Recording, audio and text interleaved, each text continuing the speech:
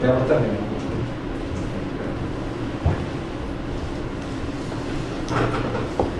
Bem, boa tarde. Dia 7 de abril de 2017, na sede da Procuradoria-Geral da República, presentes os membros do Ministério Público Eduardo Pelela, Ronaldo Queiroz, Pedro Costa e Sérgio Bruno.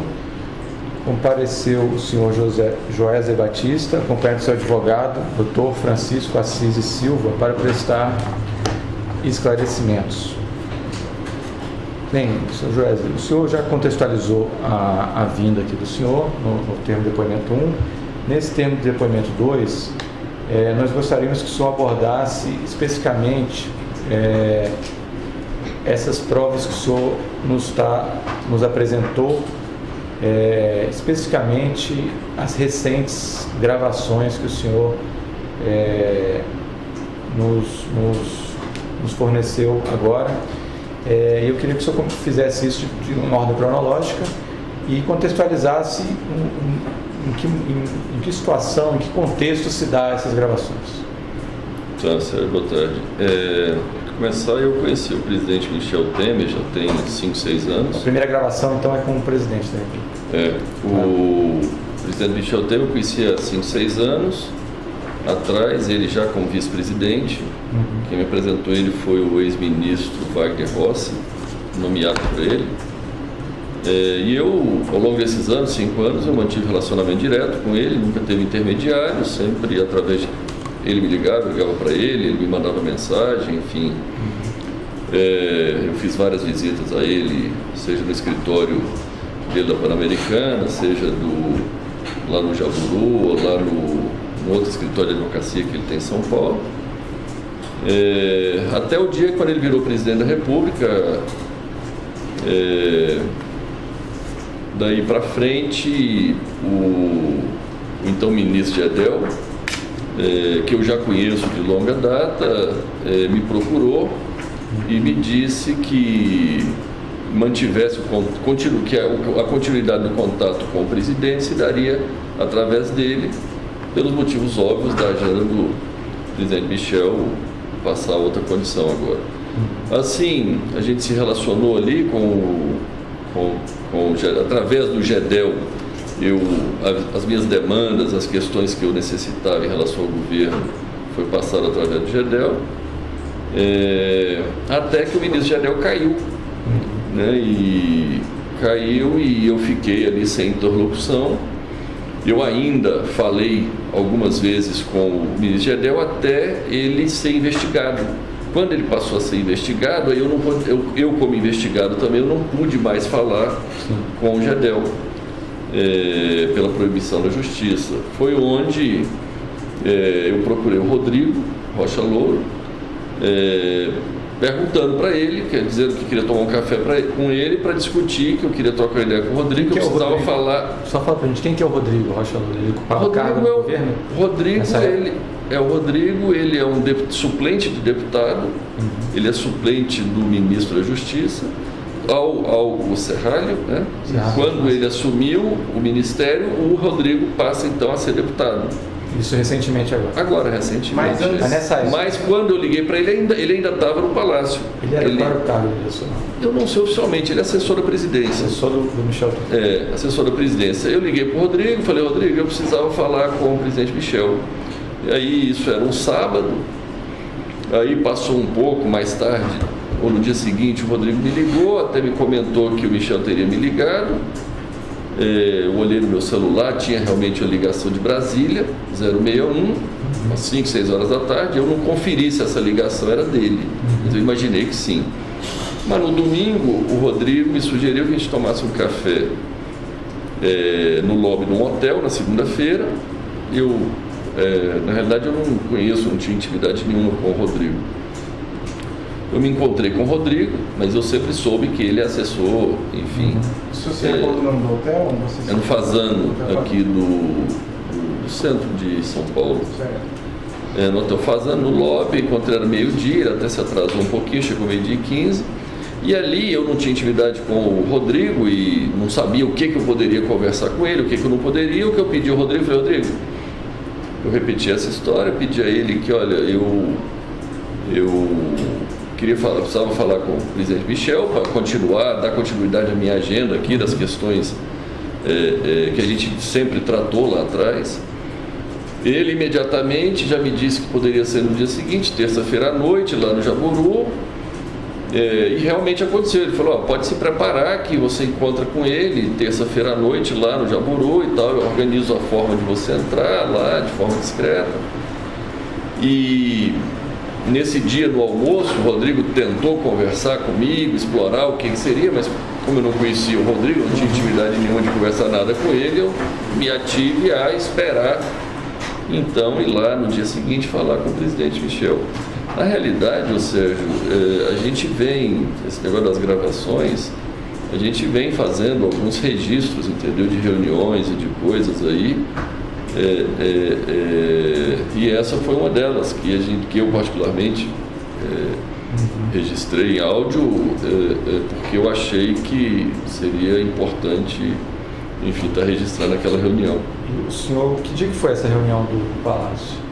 Então, eu falei ao telefone no sábado, dia 4 de março, dia 6, que era uma segunda-feira, eu estive lá no Fazano com o Rodrigo, dia 7 à noite no Jaburu, 10 horas da noite, no Jaburu com o presidente Michel.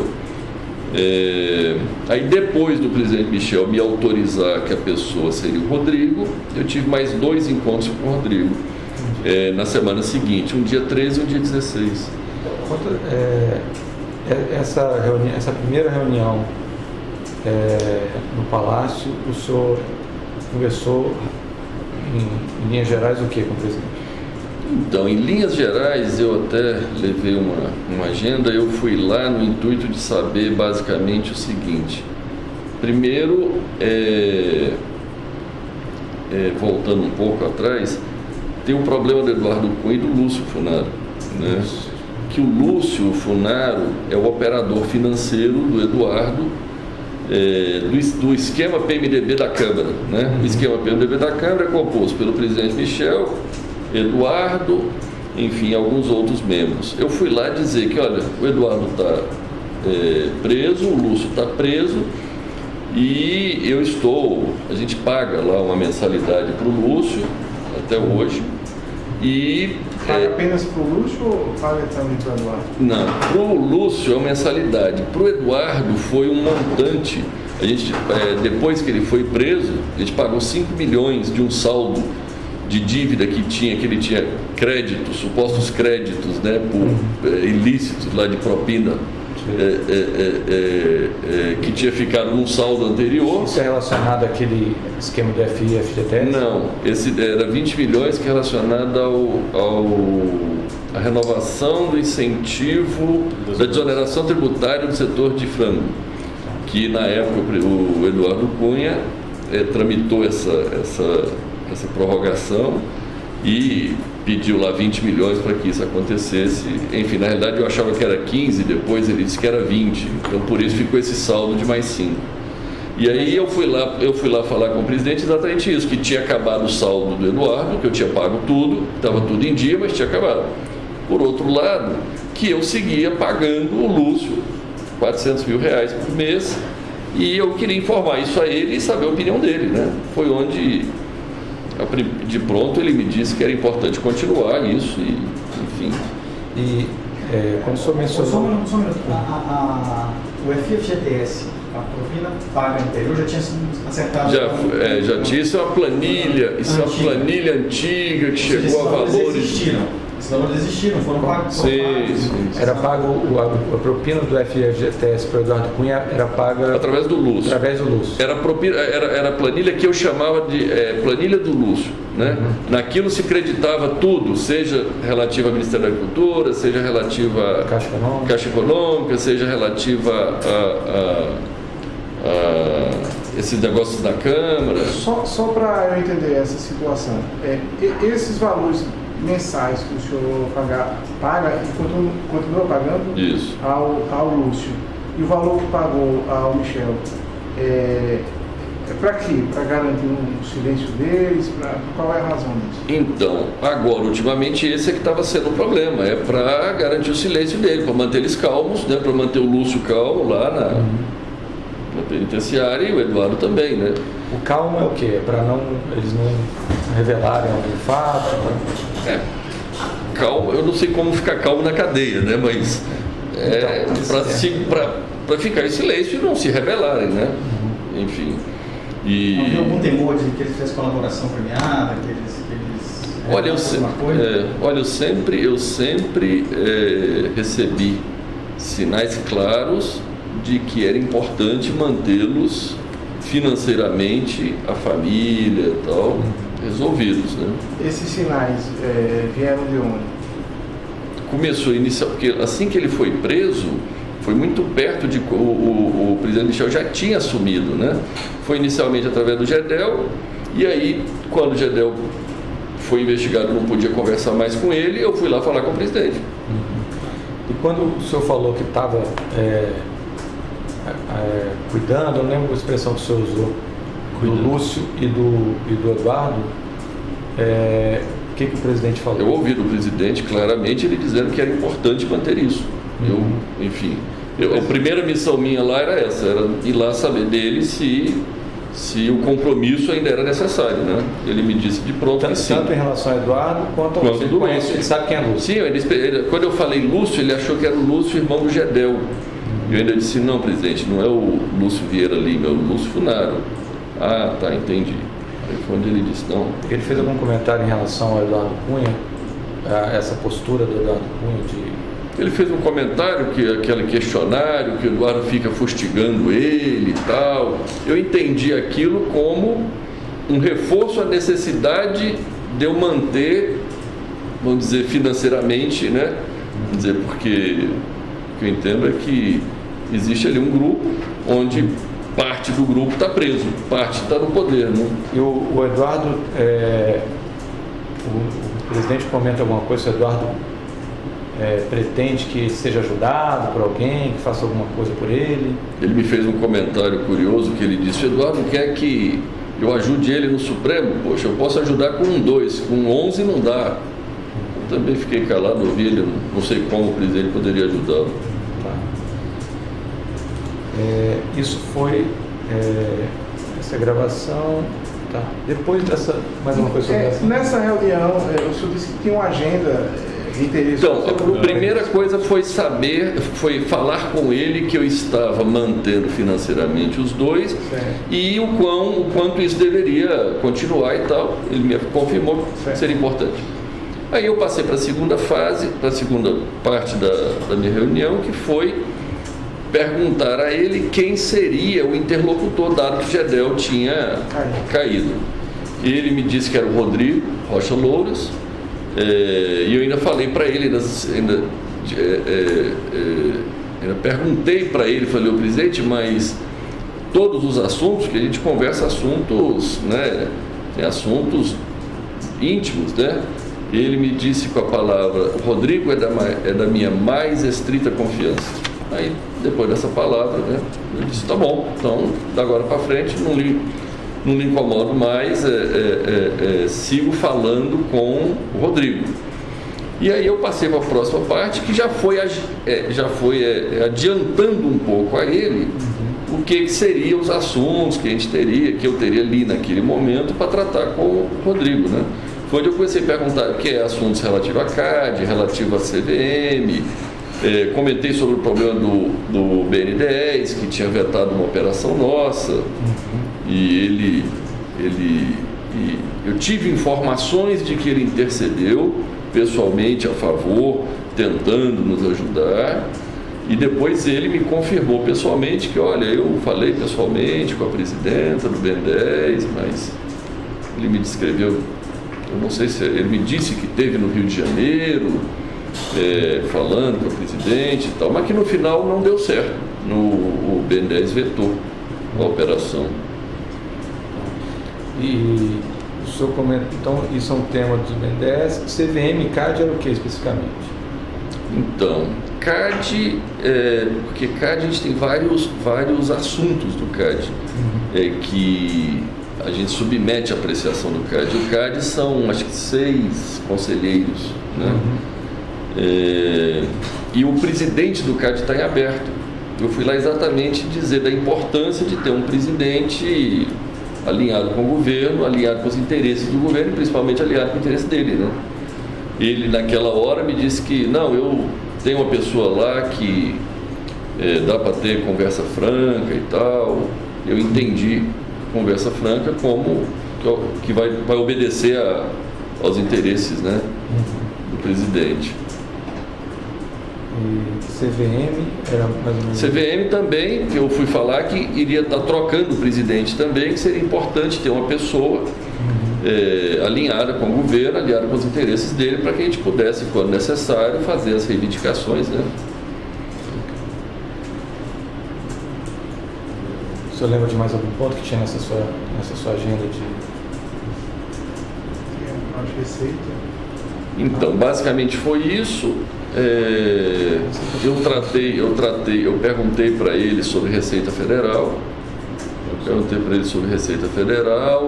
Eu perguntei também sobre o ministro da Fazenda, Henrique Meirelles, que trabalhou conosco 4 anos. E o Henrique, eu já tinha tido a oportunidade de fazer algumas reivindicações ao Henrique. Só que, na realidade, o Henrique nunca me atendeu em nenhuma reivindicação. Eu fui lá avisar ele que o Henrique não me atendia em nada. E aí eu fui lá tentar perguntar para ele como poderia ser eu fazer o Henrique saber que isso era de interesse dele. Porque senão, no final... Dele, presidente da República. Dele, Michel.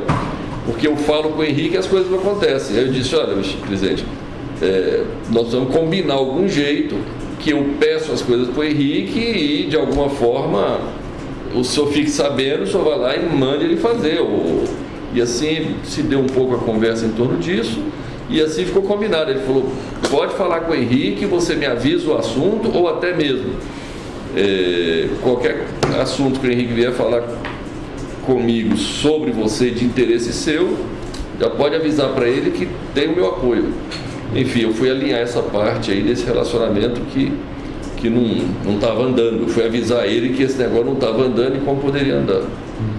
E basicamente acho que encerrei minha conversa com ele, combinando como poderia ser as próximas visitas, que tinha funcionado super bem ali, que eu entrei dando o nome do Rodrigo, né? Eu nem dei meu nome, ele até me perguntou se deu seu nome, eu falei, não dei, passei à noite, só abri o vidro, falei que era Rodrigo, entrei, parei direto na garagem e ele me atendeu ali no porão mesmo ali do Palácio do Jaburu, combinei isso com ele, enfim, e basicamente foi isso. Ok. E podemos passar para o segundo dia? O segundo evento. O segundo evento foi o quê? Um encontro com o Rodrigo? Enfim, dado isso... Que aí o senhor falou que ele avalizou o Rodrigo... Isso, ele avalizou e disse que o Rodrigo era a pessoa da mais estrita confiança dele. Eu falei, não, então tá bom, então eu vou seguir os meus assuntos com ele e assim que eu achar necessário e importante, eu volto aqui a falar contigo. Eu registrei eu gravei essa minha reunião, assim como, enfim, gravei a do Rodrigo, as outras, e na realidade eu quando gravei lá, eu não imaginava estar usando isso, né, para provar amanhã o que, mas se é necessário, nós vamos. Né? E quanto a essa segunda? Então, aí foi terça-feira eu tive com o presidente Michel, aí eu fui, passou a semana, eu me encontrei com o Rodrigo dia 13, na segunda-feira, na minha casa, 3 horas da tarde.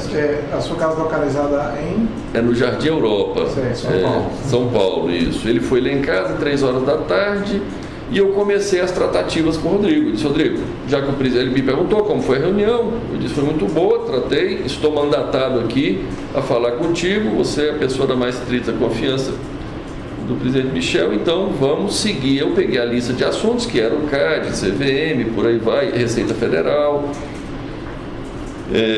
Expliquei, fiz um apanhado geral de quais eram as demandas, e o mais iminente ali era a questão do CAD, que tinha uma reunião logo em seguida e tal. Eu falei, Rodrigo, vamos focar na questão do CAD, a gente resolve o CAD, depois a gente vai para as outras demandas. Só uma pergunta, isso foi dia 15? Dia 13, uma segunda-feira. 13. Isso. Essa é que está apresentada? Essa é que está em casa. Aqui não trouxe. Aqui eu não trouxe a do Fazano. Não trouxe a Fazano. Essa é na casa, tá? Lá em casa, dia 13, foi onde eu comecei as tratativas iniciais mais macro e fiquei combinado de dia 16 ir na casa dele, já com as questões mais específicas, detalhadas. Então deixa eu entender, a conversa com o presidente foi dia? 7 à noite, terça-feira. 7 de março. A primeira conversa com o Rodrigo foi segunda, 6. Eu tive na terça-feira à noite, com o presidente Michel, 7. Aí eu tive na outra segunda, o Rodrigo esteve lá em casa. Dia 13. Aí eu tive na casa do Rodrigo dia 16, quinta. Isso. Aí quinta eu tive lá com aqueles mesmos assuntos mais detalhados. Eu levei 2 casos específicos, que era o caso do CAD e o caso da Receita Federal. Onde a questão do CAD basicamente é porque a gente está reclamando no CAD contra a Petrobras, que a Petrobras exerce na nossa visão, um monopólio do gás boliviano. E nós temos uma termoelétrica que vive do gás boliviano. A Petrobras tem um contrato onde ela tem a preferência total de todo o gás. E ela compra todo o gás e eu fico sem o gás para rodar, para funcionar a térmica. Uma térmica grande de 480 megas. Localiza onde? Em Cuiabá. O senhor explicou isso para o Rodrigo, o que ele fez? Ele entendeu perfeitamente, ele fez várias perguntas, ele se interessou, ele foi bem diligente, entendeu perfeitamente. E depois quando estava claro para ele o que era a situação, ele ligou para a secretária dele, pediu para conectar com alguém do CAD que eu não conhecia. Ele até botou em viva voz para me ouvir. E ele falou com, acho que é Gilvando, uma coisa assim. Falou do caso, explicou e tal, e explicou que seria importante olhar com carinho a questão. Explicou como ia ser as reuniões e tal. E, assim, para mim ficou claro ali que a coisa ia andar, né? Aí quando ele desligou, ele me falou, ele entendeu a ligação. Essa decisão do CAD poderia representar um benefício econômico? Então, eu expliquei a relevância dessa decisão. A relevância dessa decisão é entre a planta não funcionar, ficar parada, ou seja, não gerar nenhum resultado, ou gerar... Planta, só para ficar claro, a planta é a usina. É uma usina termoelétrica. A termoelétrica de Cuiabá. Tá. Ela entre ficar parada ou funcionando, ela pode, eu expliquei isso para ele, pode ganhar 1 milhão, 2 milhões ou até 3 milhões por dia, né? Eu estava falando ali para ele entender a relevância do assunto, né? Ele entendeu. Eu expliquei que tem 2 situações. Tem uma que é vender no curto prazo, que é spot, energia spot, que é no PLD do dia. E tem outra que é a intenção até, que é fazer um contrato de longo prazo de venda e um contrato de longo prazo de compra de gás. Só que, enfim, infelizmente, as coisas ultimamente, ou faz vários tempos, não funcionam se você não entrar em acordo com o político e acertar uma propina e acertar um preço para as coisas andarem. Mesmo coisas do nosso dia a dia, porque nós temos a termoelétrica, é nossa, o gasoduto é nosso. Tudo que eu queria na minha vida é que a Petrobras não existisse na minha vida. Eu falo sempre para a Petrobras, se você não existisse na minha vida, eu estava bom, porque eu não preciso da Petrobras, não preciso do governo brasileiro, não preciso de nada. Eu só preciso que você não compre todo o gás e deixe inclusive nós temos acordo de compra de gás com o boliviano. Só que o boliviano, a Petrobras puxa tudo, a gente fica sem. Aí o senhor está falando da estimativa que pode gerar de... Aí eu expliquei para o Rodrigo exatamente 1 milhão, 2 milhões, 3 milhões, no intuito, porque é o seguinte, a planilha do Eduardo acabou, a planilha do Lúcio acabou de ir. No intuito de que nós temos que viabilizar para mantê-los lá, para manter a família do Eduardo, a família do Lúcio, tem que fazer mais negócio, que tem que prometer mais propina, que tem que reservar mais, né? E dentro desse contexto eu estava dizendo o potencial que daria, que no curto prazo, aí eu falei para ele que podia pagar 5%, o qual ele concordou.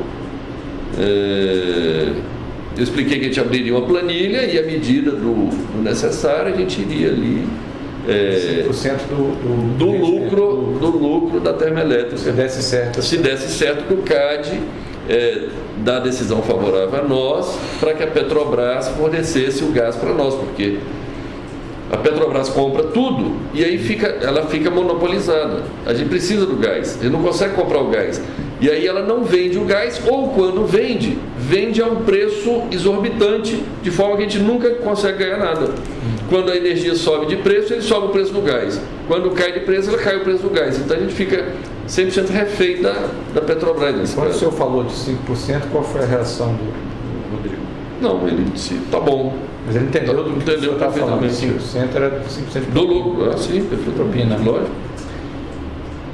E aí depois disso, que o senhor falou disso? Não, logo em seguida nós falamos do longo prazo. Eu expliquei para ele o potencial que daria isso, que essa planta, se fizer um contrato, essa planta foi um investimento de $1 bilhão. São 700 quilômetros de gasoduto próprio.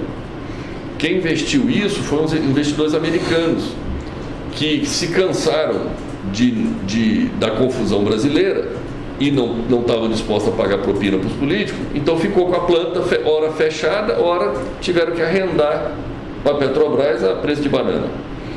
Aí eu estava explicando para ele o seguinte: Rodrigo, de longo prazo a gente precisa vender a energia com 25 anos e comprar o gás por 25 anos. Isso tem potencial de dar um lucro de 7 bilhões, 7, 8 bilhões, que é 480 mega durante 24 horas, 25 anos, se o lucro for R$100 por megawatt. Trazido isso a valor presente, é como um resultado de 3, 4 bilhões, 3 bilhões e meio. Eu estava explicando para ele isso, que esse seria o grande negócio da termoelétrica, e indicando claramente que eles poderiam ganhar bastante dinheiro ali com esse deal, com esse negócio. Tá. E aí? Então o senhor tratou da agenda do CAD, deixa eu tudo explicar. Tratou da agenda dos outros órgãos também? Então, terminou o negócio do CAD, eu fui falar do outro assunto que eu levei especificamente para ele, que também é outro problema, que é o que os políticos mais souberam fazer ultimamente, é arrumar dificuldade para vender facilidade, né? Que tem um outro problema, é que os créditos fiscais gerados na instância federal de PIS e COFINS, porque como nós somos um grande exportador, a gente tem um acúmulo muito alto de crédito de PIS e COFINS. A gente usa esses créditos para pagar as dívidas do INSS. Só que isso hoje é tudo via liminar na justiça. Aí eu estava falando para ele da importância de legalizar isso, de fazer algum, eu não sei, alguma lei, um ato normativo. Algum ato normativo para poder regulamentar isso. Inclusive explicando, por isso que eu digo criar dificuldade para vender facilidade, porque é o seguinte, eu estava explicando para ele que se você não paga o INSS, está devendo o INSS, mas você tiver uma restituição em dinheiro, o INSS vai lá e pega o teu dinheiro para pagar. O inverso não é verdadeiro. Se você tiver o crédito e quiser pagar o INSS, aí ele não aceita. Enfim, é uma questão mais, uma tecnicalidade. E ele me disse que teria plena condição de resolver, como sempre eles, tanto ele quanto o presidente Michel, eles sempre se articularam muito bem nas soluções aí das questões, quanto o Eduardo Cunha também era muito hábil. solução seria ele deu alguma sugestão de... como é que seria? Eu não entendo muito bem de legislação, mas ele me falou lá algumas ações que ele poderia tomar, que ele tinha gente lá, que ele poderia Eu viajar. já conhecia esse assunto, esse tema. Ele já conhecia, ele sabia desse assunto, ele até me comentou que esse assunto já estava na Câmara, já tinha na Câmara um assunto relativo a isso. Já tinha outras pessoas pleiteando, outras a esse assunto. Então eu não me recordo.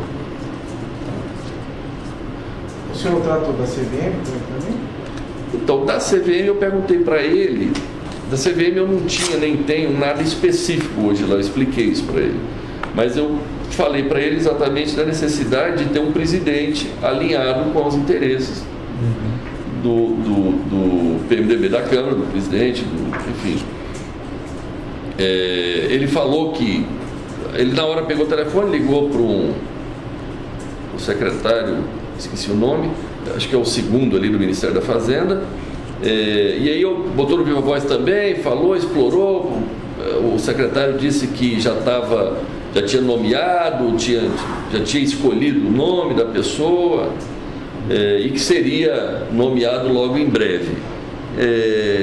Eu percebi que o Rodrigo não conseguiu avançar muito mais com esse secretário, eu acho que ele não tinha a mesma intimidade com esse secretário do que demonstrou com o outro do CAD, né? Então ali ele ficou mais contido. Aí ele desligou e ainda disse, eu não quis perguntar quem era, o nome do... Ele não revelou o nome. Não. E aí ele também não teve, acho que não teve coragem, não teve de perguntar quem era o nome ou tal. Ele faz ele ligar assim, no Viva Voz, e colocar para você ouvir. Olha, eu fiquei surpreso, viu? O senhor interpreta isso como? Queria mostrar que estava... Como eu não conhecia ele, né? O que eu entendi é que ele estava querendo me mostrar que ele era muito bom articulador né? Que ele era... Porque eu não conhecia ele, eu tratava com o Eduardo antigamente, tratava, né? Depois do Eduardo, Eduardo Cunha. Eduardo Cunha. O que eu entendi é que ele queria mostrar o quão proativo ele era, né? O quão eficiente, talvez. A PGFN, o senhor tratou? Tem algum problema? Então, não, quando a gente fala da Receita, é a PGFN. É Procuradoria Geral Fazenda Nacional. E toda essa história que eu te contei é da PGFN. Quando fala Receita, é PGFN. Entendo. Ele comentou também, você está me falando aí, um negócio que eu não tinha lembrado, ele comentou também que eles estavam vendo para trocar o secretário da Receita, o Rachid e tal, que eles estavam olhando para fazer mudanças e tal. Vocês conversaram também, o senhor falou que conversou sobre a situação do Eduardo Cunha e do Bolsonaro com o presidente Michel Temer. Você também conversou com o Rodrigo Loures sobre essa situação do Funaro e do Eduardo Cunha? No dia na casa dele, eu sempre, no dia na casa dele, depois que eu falei lá da propina dos 5%, da planilha que a gente abriria e tal, quando a gente estava saindo, eu voltei a falar com ele, com o Rodrigo, que o Lúcio tinha até ficado nervoso essa semana e tal. Ele falou, mas nervoso por quê? Eu falei, não, porque atrasamos o pagamento para pagar e tal. Eu falei, mas não tem porquê. Enfim, eu expliquei para ele, eu disse, mas já está tudo calmo, tudo tranquilo.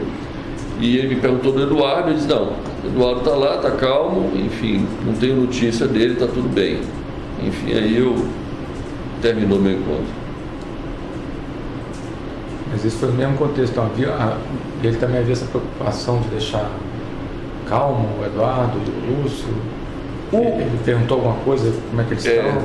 O Rodrigo em si nunca me falou diretamente, até porque eu não sei se o Rodrigo sabe o quão importante é manter foi o primeiro encontro que eu tive com o Rodrigo e eu tive com o Michel quando era mais o Gedel e o Michel, era bastante consolidada a ideia de que todo mundo sabia o que estava acontecendo. O Rodrigo, eu conheci ele, foi uma, duas conversas, né? Eu tive com ele 3 vezes. Né?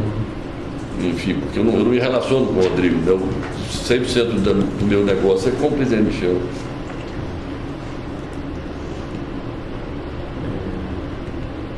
Ok, o terceiro evento. Mais alguma coisa sobre esse? Mais alguma coisa? Eu fiquei com uma dúvida aqui, para escrever. Esses 5%, o senhor falou também no contexto da planilha do Lúcio e do Funari. Então esses 5% eram conseguindo no final do ano? Iria abrir uma nova planilha com novo crédito para, enfim, porque o dinheiro estava acabando, né? Eu liquidei tudo do Eduardo e o do Lúcio eu estava pagando 400 mil lá, mas... Só para ver se a gente entendeu, assim, esses esquemas geravam créditos, propinas. Isso, propina. E aí você ia honrando, Pronto, isso. mais ou menos com uma conta corrente. Quando essa conta zerava, Perfeitamente. precisava de um novo... Às vezes ficava esquema. negativo.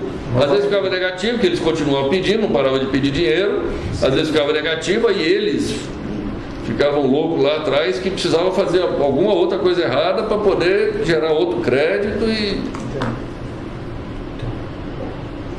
Bem, a forma de pagamento depois a gente vai detalhar no momento oportuno do anexo, né? E montante, especificamente.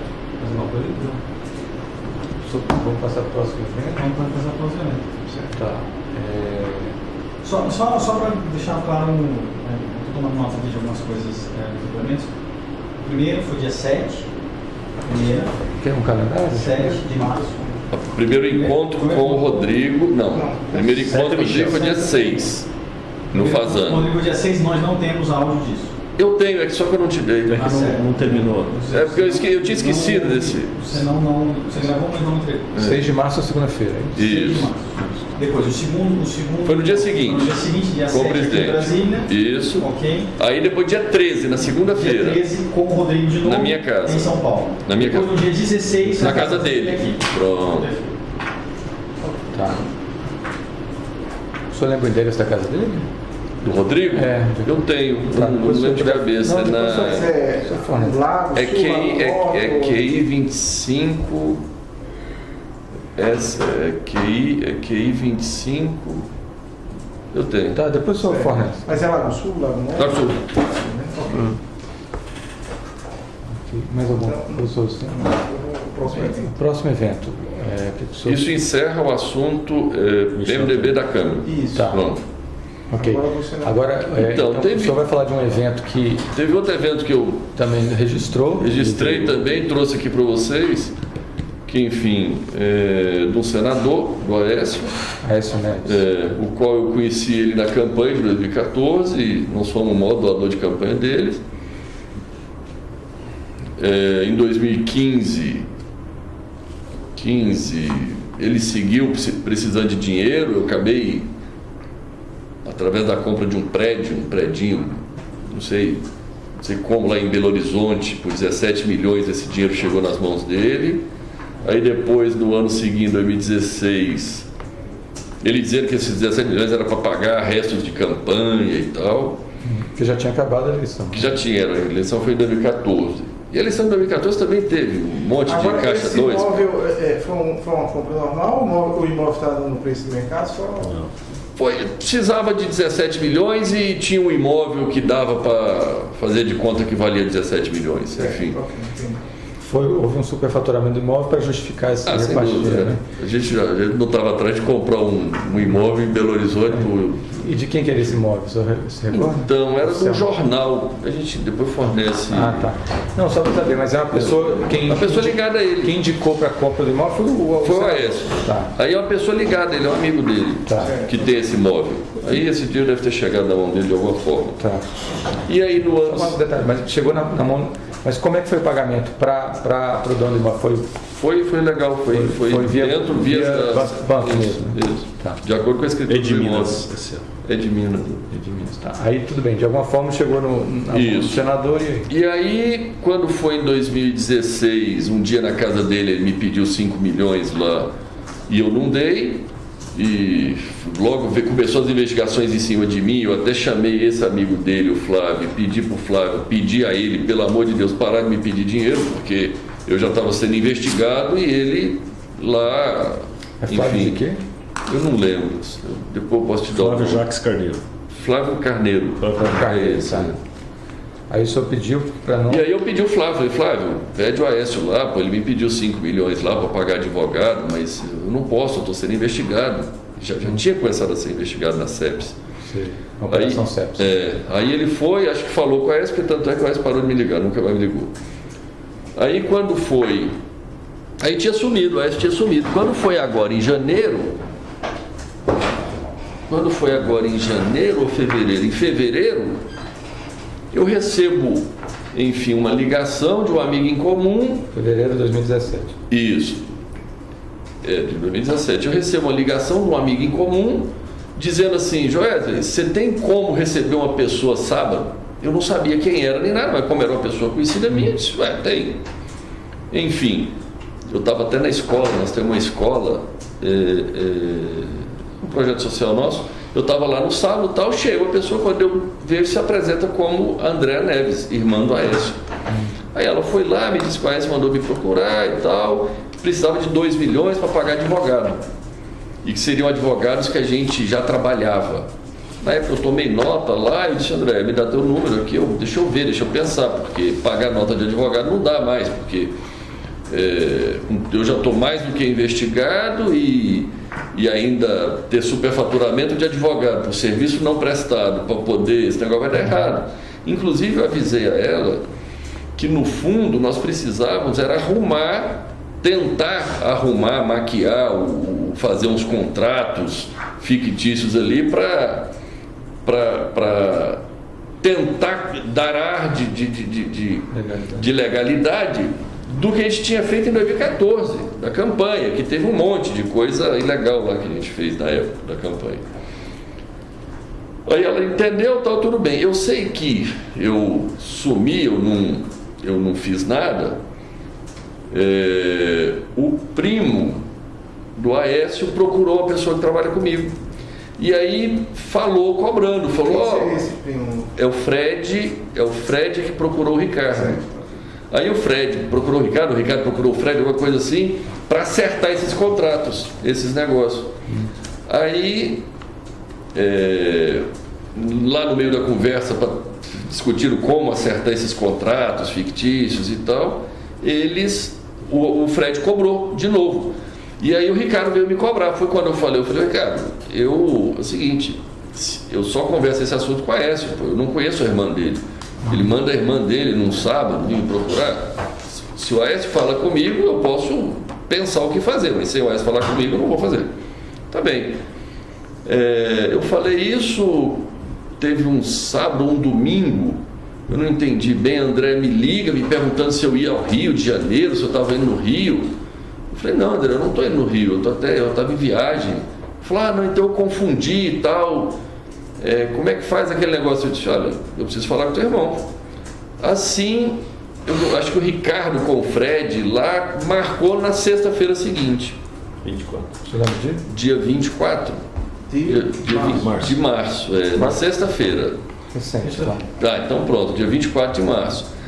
Aí eu tinha até feito uma viagem, eu cheguei atrasado, foi um dia que deu uma chuva tremenda, eu pousei, e na realidade, eu pousei, aí eu estava indo lá no Hotel Nick, onde era o endereço, no Nick, procura, vai lá no Nick, vai estar lá. Aí eu estava em São Paulo, aí eu liguei para a Andréia, dizendo que eu ia atrasar. Primeiro mandei uma mensagem dizendo que eu não vou chegar às 6 horas, vou chegar às 6h30. Ela disse: ok, ele está aguardando. Daqui a pouco eu cheguei até a chegar perto do hotel ali, eu mandei outra, eu liguei para ela, disse: André, eu tinha uma viagem para Nova York nesse dia à noite. Falei: André, eu acho que não vou conseguir ir lá encontrar o Aécio, porque eu tenho uma viagem para Nova York e eu estou enrolado aqui. E ela no telefone se mostrou exaltada, dizendo: não é possível, tal, não me fala isso. Aí eu falei: não, tudo bem, deixa eu ver se atraso, eu vou para Nova York, eu vou lá. O senhor tem registro essa ligação para ela? Eu tenho mensagem de texto, e ligação deve ter as ligações, eu tenho a mensagem que eu mandei para ela, que ela me mandou. Vai fornecer isso para nós. Com certeza.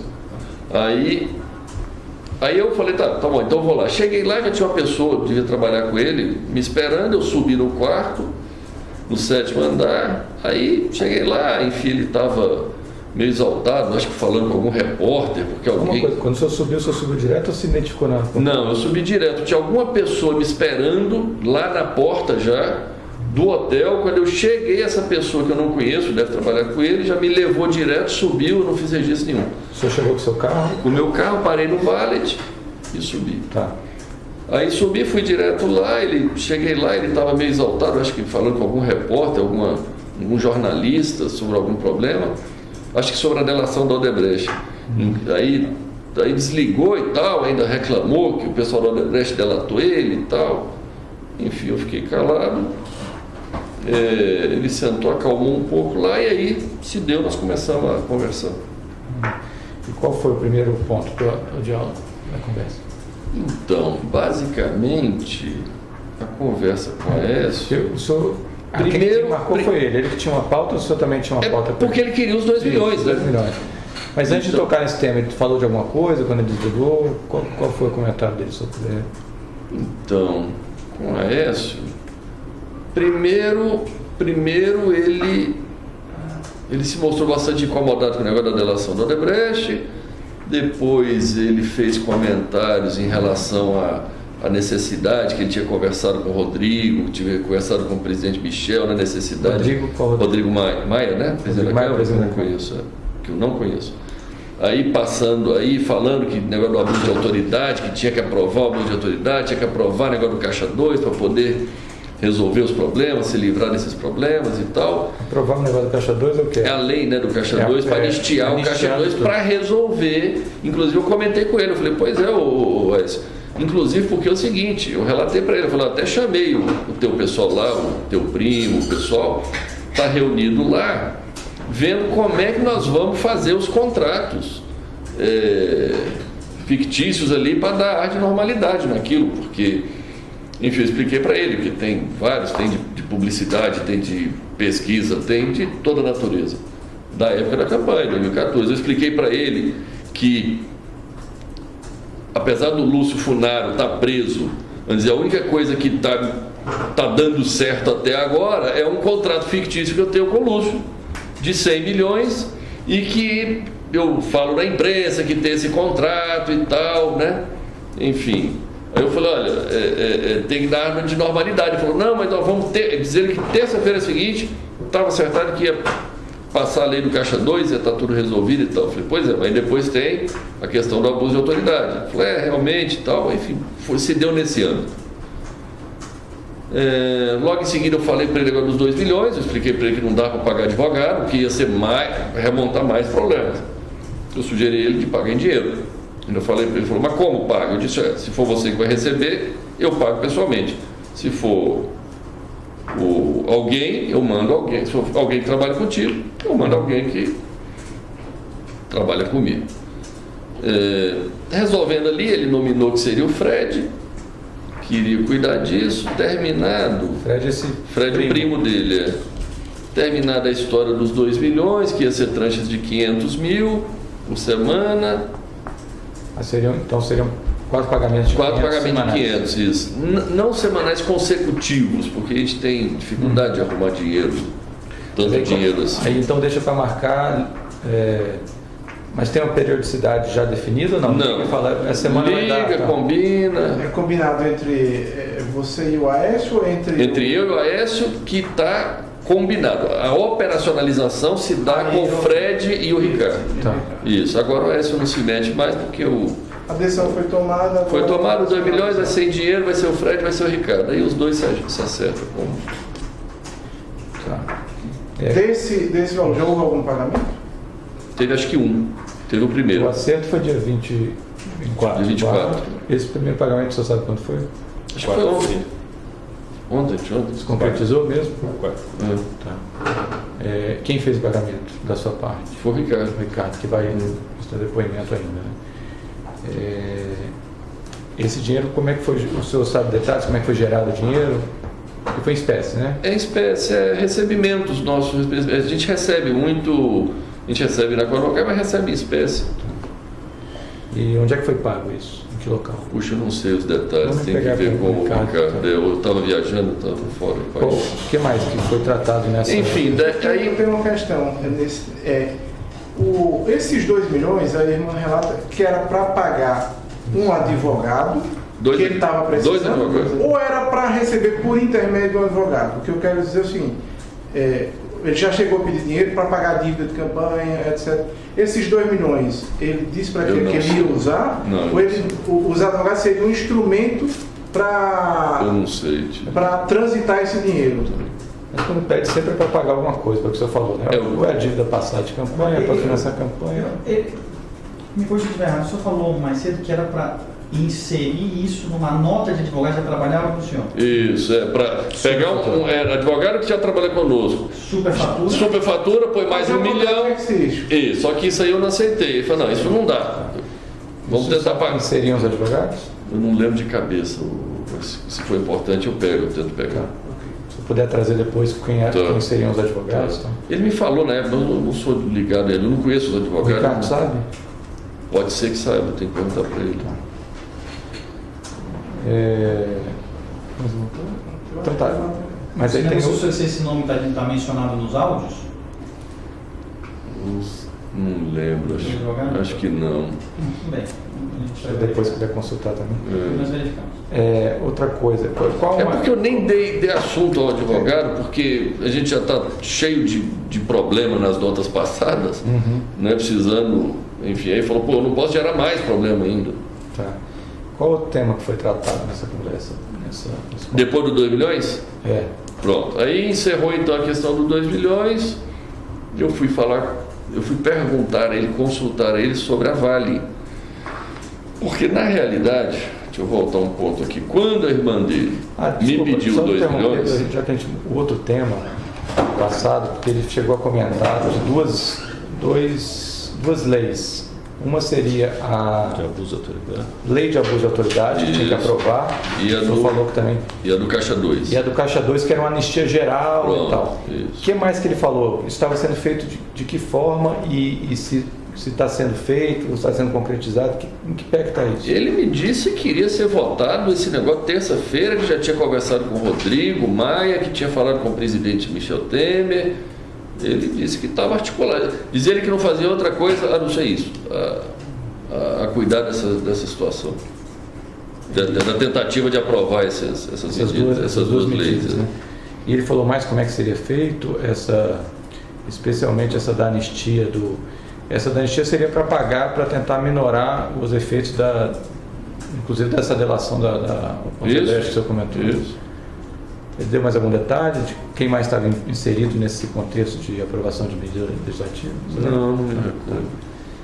Então, voltando, qual o segundo tema que o senhor estava mencionando? Eu interrompi. Então, passo essa questão, porque voltando lá, o dia que a André me procurou, ela me pediu esses 2 milhões e me pediu, e me falou que precisava de outros 40 milhões. E que os 40 milhões, a mãe dela tinha um apartamento no Rio de Janeiro, se eu não queria comprar esse apartamento para poder, e parece que o apartamento existe realmente, e ela queria, eu não sei se vale os 40 milhões, mas aí eu nem fui lá, nem nada, isso aí eu não esse apartamento seria de quem? Isso que é da mãe dela, onde a mãe dela mora. Mãe dos dois, né? Isso, é a mãe deles. E eles estariam precisando de 40 milhões e sugeriu que comprasse o apartamento da mãe com 40 milhões. Parece uma história similar. É similar ao do prédio. Similar ao do prédio.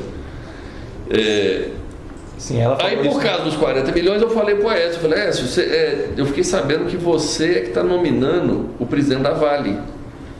Companhia Vale. Ex-Vale do Rio Doce. Isso, ex-Vale do Rio Doce. Aí ele foi e me confirmou, disse, realmente, é isso mesmo. Aí eu falei, olha, tem uma pessoa que é o Dida, que é o ex-presidente da Petrobras, que é o ex-presidente do Brasil. Edmar Bendini, Bendini. Qual é o nome dele? Aldemir Bendini. Isso. Conhecido como Dida. Dida. Eu falei, a André tinha me falado dos 40 milhões, negócio do apartamento. Agora tem aí a presidência da Vale. De repente, você nomina o Dida e que lá com o domínio da Vale, a gente de repente resolve o problema dos 40 milhões, porque deve ter muito negócio ali na Vale para fazer. Ou seja, faria mais ou menos o que o senhor já narrou da usina, da Caixa Econômica, era fazer um negócio e gerar uma propina. É como o Brasil funciona hoje. Os políticos, não existe nenhum outro interesse de nenhum político indicar um cargo se não for para receber vantagem financeira através do receber propina ali por malfeitos. Enfim, isso aconteceu na Caixa, isso aconteceu no FGTS, isso E aconteceu... o Bendini foi um nome que o senhor indicou, então, porque ele é uma pessoa que trabalharia nessa Não, linha. eu estava falando isso num contexto de possibilidade de fazer. Aí eu falei, vamos fazer, porque aí ao invés de eu comprar o apartamento, a gente constrói, tal, tudo bem. Aí na hora de pronto ele disse assim, não, mas não pode, porque eu já nominei. Eu já coloquei uma pessoa lá, não posso te falar o nome, porque... Colocou ele, na verdade, já tinha indicado. Já tinha indicado, não tinha saído ainda. Era sexta-feira, disse que o nome ia sair segunda-feira, e parece que saiu mesmo. Aí foi, segunda-feira, saiu o nome, aí eu entendi o que foi o presidente lá, voltando. Aí eu falei para ele, aí ele falou, não, aqui não dá. Que o presidente tal, diz ele que... Manipulou. Eu não entendo como, parece que a Vale tem uma governança para ter independência na eleição, na escolha do presidente. Mas parece que eles têm algum jeito de fraudar esse troço e virar presidente alguém com nominação política. Ou seja, a Vale deve recrutar no mercado alguém. Mas eles manipulam esse sistema aí para poder virar presidente ou indicado. Indicação política. Ele me explicou isso. Tá. Ele disse, olha, nós fizemos de um jeito lá que em tese é algo independente, mas na prática o candidato da gente vira um candidato, acaba ganhando. Pronto. Aí ele me explicou isso, mas me explicou de pronto que eu poderia escolher qualquer uma das 4 diretorias,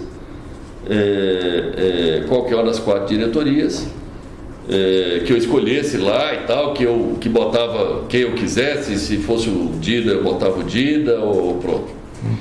Enfim, aí eu não conheço a Vale, eu não conheço a diretoria. Eu falei, isso tá bom, deixa eu pensar. Aí ele fez muita questão de dizer, esse negócio de 40 milhões esquece, fala pro Dida esquecer disso. É o seguinte, todo o meu assunto é com você, falando em relação a mim. Todo assunto, acerto, eu não quero ter relação e contato com outra pessoa. Vamos dizer, nesse contexto, eu falei, não, tá bom, tá bem, já entendi.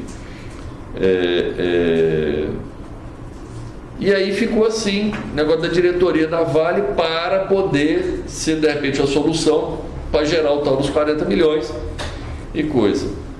E basicamente acho que no geral foi isso.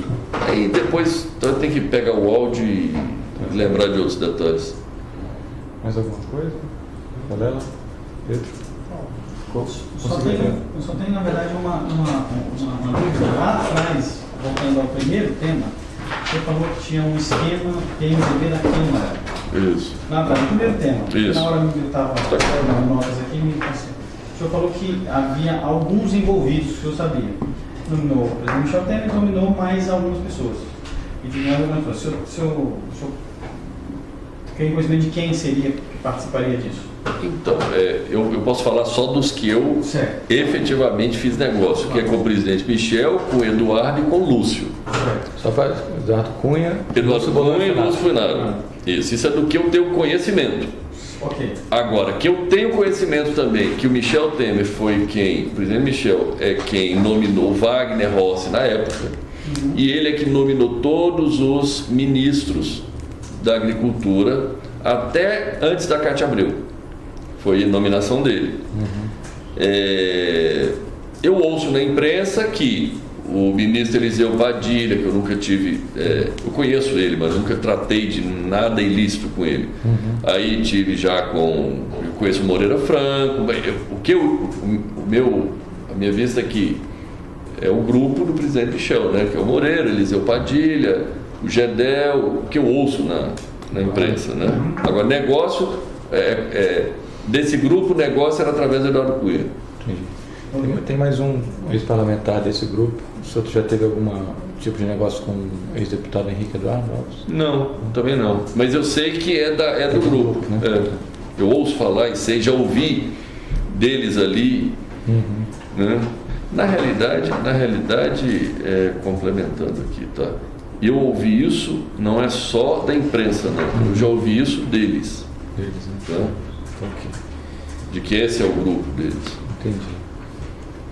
Só para finalizar, já que a gente está falando de relação pessoal, o Lúcio o senhor conheceu como? Conheci em 2011 através de um amigo em comum, que foi assim que eu dei entrada no pedido do FIES-FGTS. Na época eu achei que tinha sido uma coincidência, hoje eu acredito que não foi coincidência. Eu dei entrada no pedido do financiamento do FIES-FGTS, eu não conhecia o Lúcio nem ninguém. Na semana seguinte aparece um amigo em comum, foi lá no meu escritório e disse: Wesley, eu tenho uma pessoa querendo te conhecer.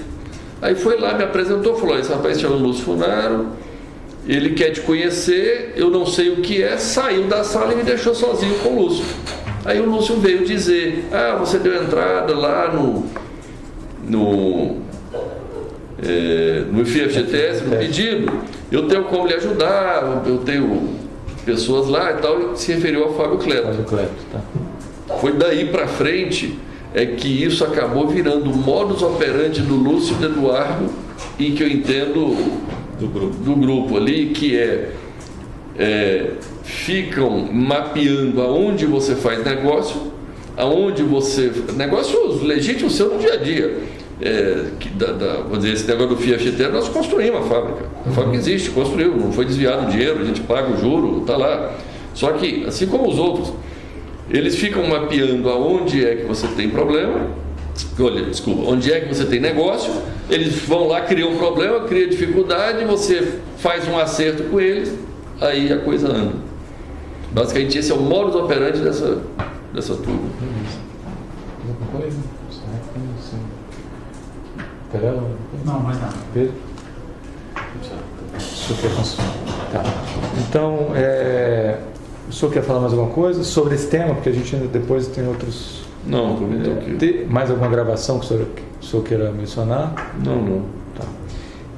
Então vamos encerrar esse termo 2, dia 7 de abril de 2017.